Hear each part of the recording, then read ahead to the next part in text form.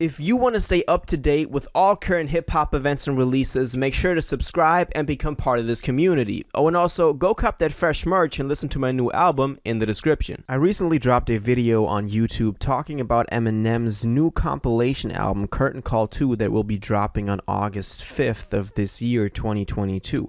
And in the comments for that video, I've seen different opinions on this and different takes and stuff that people had to say, and most of it, was not really positive.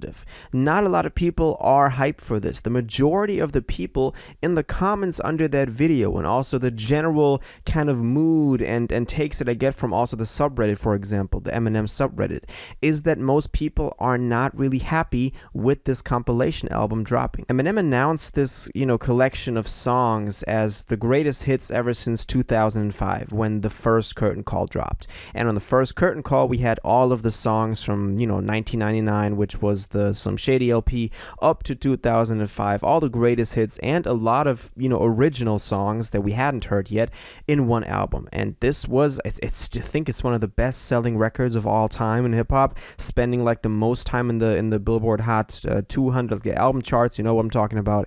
So this was hugely successful, but it was also a different time back then, and this ties in with a lot of the criticism that I've seen in the comments.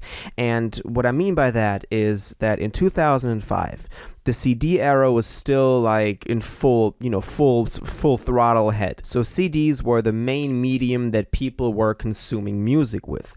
And so if somebody just wanted to listen to some Eminem, they didn't have to buy all the old albums, all the, I think up to that point, 4 albums that Eminem had released, to hear just maybe their favorite songs of a couple of them. They could just buy that CD, the Curtain Call Greatest Hits, pop it in their CD player, and then just listen to all their favorite songs. But nowadays it's different. Nowadays it's completely different, and that is the main argument that I hear against this. Nowadays you can just find everything on YouTube. You can just find everything on Spotify. Every Eminem song that you want to listen to, you probably already have ordered together in a playlist that you created for yourself, and that is your own greatest hits Eminem that you want to listen to. So for him to be dropping a greatest hits in 2022, from objectively, doesn't make a lot of sense. If he's marketing this as its own album, and he is, and that is also my main argument against this. I thought about this quite a lot, and I also came to the conclusion that I don't think that this is a wise move, because when you go to the website Eminem.com and then the shop and all of that, he's doing this big scale. He is trying to sell t-shirts with this new collection, and he's trying to sell limited vinyls and limited boxes and cassettes and all the stuff that you usually do with a big album.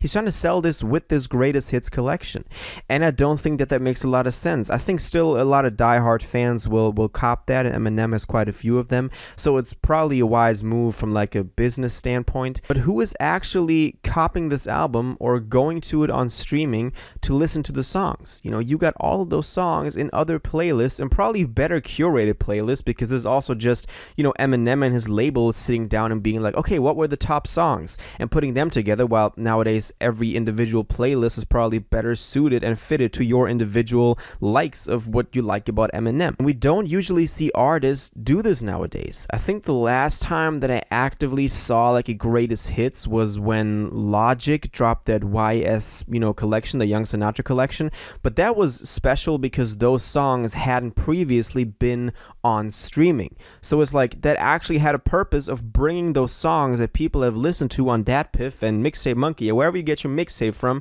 to bring those to streaming so that people could just have them all in one place together with the other songs. So that actually had some sort of use case behind it. While all of the songs that are going to be on this new record, of this Eminem record, Curtain Call 2, are already on all the platforms that you're now going to be able to listen to this collection. And a collection in itself is not that bad. A lot of artists also group together a lot of singles and make it into these EPs or these little like packages that maybe just have them ordered differently or in a specific way that gives them a new twist. That is not, not bad at all. But if you're trying to sell t-shirts with this, if you're trying to sell vinyls with this, and cassettes and special limited edition boxes and autographs and all of that, that has like a little weird twist to it. Also, he announced that it's only going to be one new song on there. That was another hope that a lot of people had, and me myself included, because when you look at the first curtain call, a lot of the songs we hadn't heard before. You know, a lot of the songs were old songs, but a lot of them we also hadn't heard before. So there was also reason for people that have already bought all the previous CDs to buy this new one again, because it got like a couple of songs that they hadn't heard before, and all their favorites. So that made sense.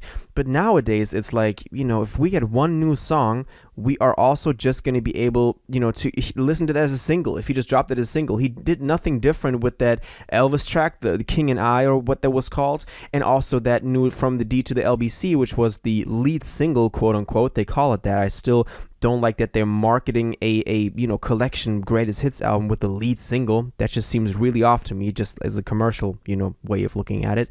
But they want to, you know, have that out as a single as well, and they could have just let that be out as a single and it would have made no difference. Now it's on this album that people are going to buy for one new song. That is why I'm going to be listening to this album, for one song.